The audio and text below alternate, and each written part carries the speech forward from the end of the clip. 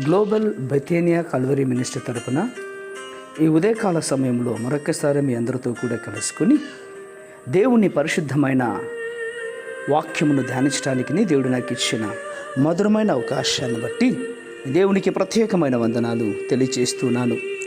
ఈరోజు కూడా పరిశుద్ధమైన వేద గ్రంథంలో నుండి మరి ఒక చక్కటి మాటను చదువుకుందాం. మొదటి పేతురుకు రాసిన పత్రిక 4వ అధ్యాయము 7వ వచనాన్ని నేను చదువుతున్నాను.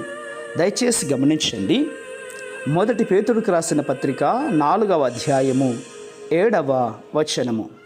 అయితే అన్నిట అంతము సమీపమై ఉన్నది కాగా మీరు స్వస్థ బుద్ధి గలవారై ప్రార్థనలు చేయుటకు మెలకువగా ఉండుడి. దేవునికి మహిమ కలుగునుగాక.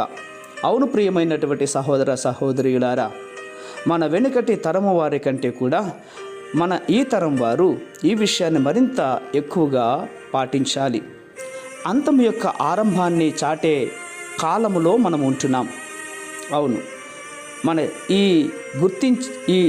విషయాన్ని గుర్తించుకొని ప్రభు దగ్గర ప్రార్థిస్తూ ఉండాలి. అన్ని దేశాల నుండి ఇశ్రాయేలీయులు తమ పూర్వీకుల రాజ్యానికి తిరిగి చేరుకుంటూ ఉంటున్నారు.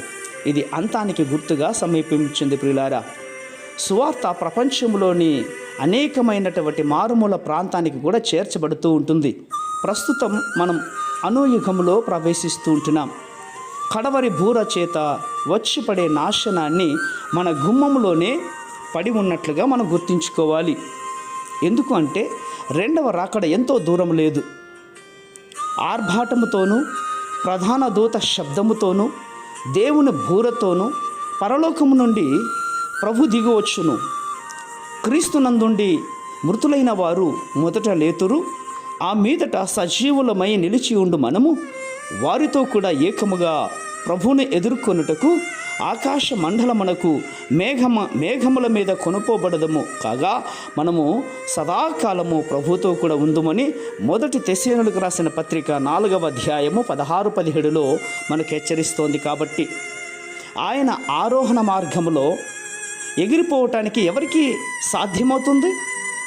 పెండ్లి కుమారుడు అన్నటువంటి ఆ పోలికను వినబడగానే ప్రభువు గుంపులో చేర్చబడి పరమందు ఉన్నటువంటి పాత్రులైన వారికే కదా, ఆ కేక వినగలిగిన వారే కదా.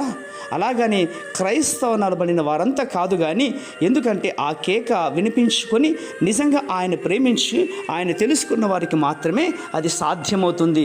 అందుకే అన్నాడు, అన్నిటా అంతము సమీపమై ఉన్నది అని.